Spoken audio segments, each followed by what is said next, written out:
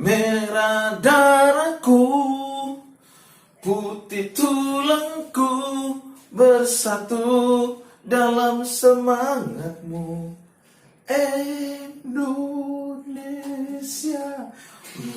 jantungku, getar nadiku, berbaur dalam anganmu. Gebiar, gebiar,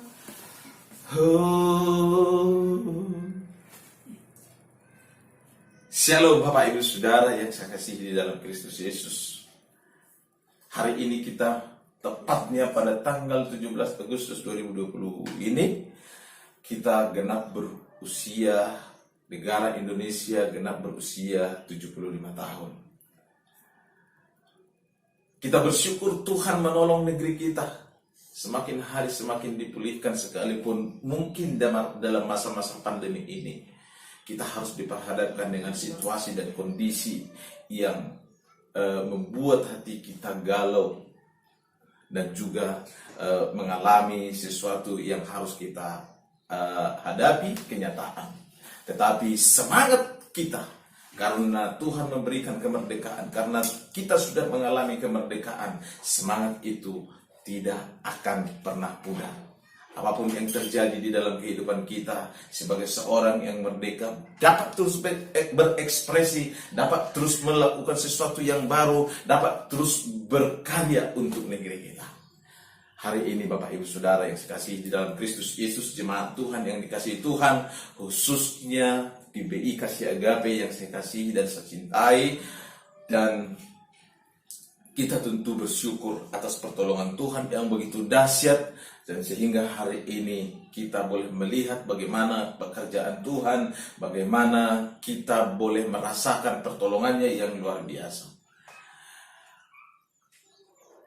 Berkaitan dengan Hari Kemerdekaan Republik Indonesia yang ke-75, demikian juga firman Tuhan disampaikan kepada kita sebagai orang-orang merdeka.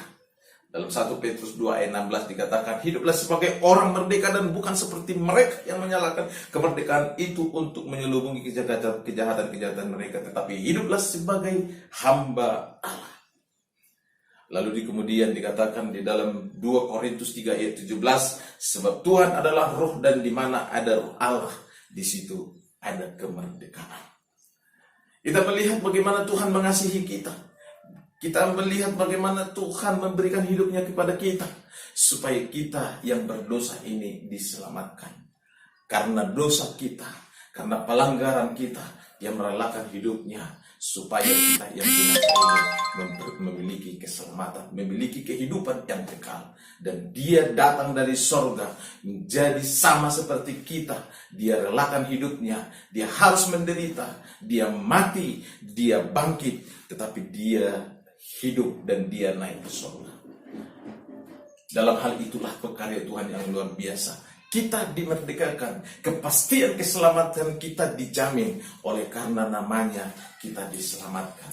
Sebab firman Tuhan berkata dalam Yohanes 14 ayat 6, akulah jalan dan kebenaran, tidak ada seorang pun yang datang kepada Bapa kalau tidak melalui aku. Dialah yang memberikan hidup itu, Dialah yang memberikan jalan itu. Allah telah membebaskan kita dari kutuk dosa dan membebaskan kita dari kuasa dosa, sehingga kita disebut anak-anak merdeka. Roma 6 ayat 22, oleh Dia kita telah mendapatkan kemerdekaan, tidak lagi tunduk di bawah kuasa dosa, sebab Tuhan Yesus telah menyelesaikannya di kayu salib, di mana Dia sangat menderita, tubuhnya dihancurkan dan darahnya ditumpahkan. Oleh karena kasih-Nya lah kita memiliki dan beroleh kehidupan. Kitalah orang-orang merdeka itu. Kitalah orang-orang yang mendapatkan yaitu kemenangan itu. Karena Dia menang, maka kita pun menang. Kitalah orang-orang yang mendapatkan gerasi itu. Dia berkata, barang siapa yang percaya kepadaku akan diselamatkan. Barang siapa yang mengakui Yesus Tuhan, Yesus adalah Tuhan, maka dia akan diselamatkan. Yesus Kristus adalah Tuhan dan Juru Selamat bagi dunia. Yesus adalah Kristus Tuhan dan Juru Selamat bagiku dan bagimu. Itulah sebabnya percaya penuh bahwa di dalam Dialah Allah itu, di dalam Dialah kehidupan kita itu, dan Dia datang kepada kita untuk kita dapat meraih kepastian kehidupan keselamatan untuk selama-lamanya. Jangan pernah meragukan iman kita.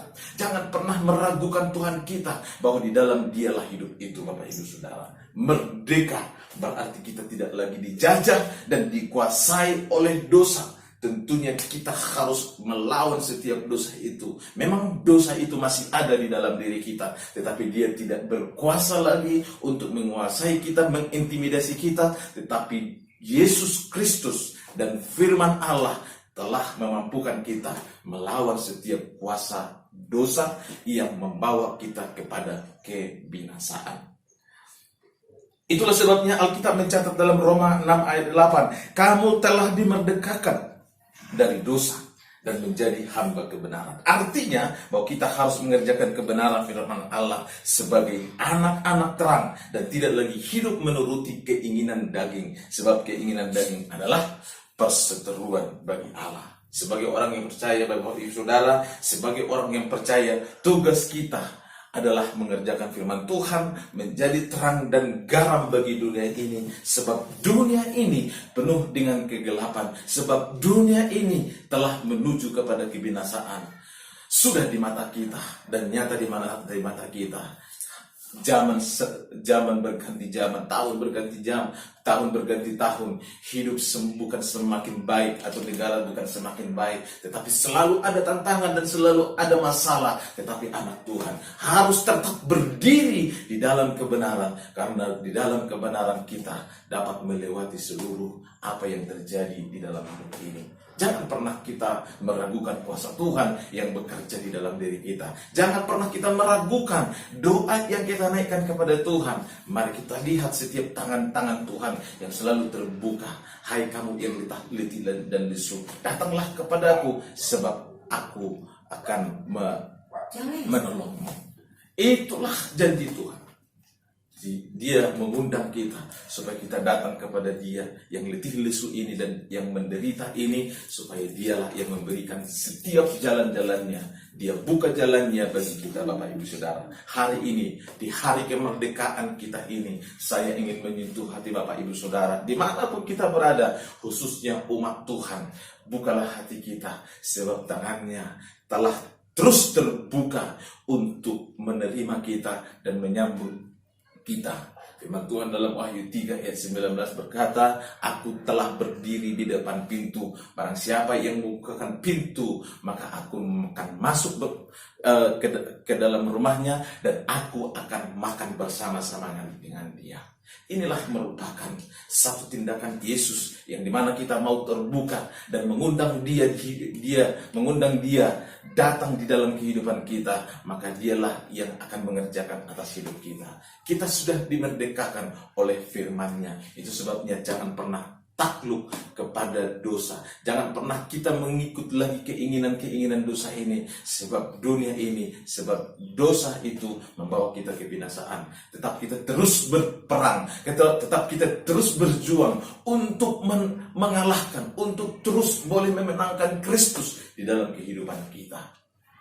Saya percaya Bapak Ibu Saudara, ada kemenangan di dalam orang-orang percaya. Ada kemerdekaan di dalam orang-orang yang hidupnya mengandalkan Tuhan. Tuhan Yesus memberkati. Shalom. Selamat memperingati hari kemerdekaan Republik Indonesia yang ke-75. Merdeka!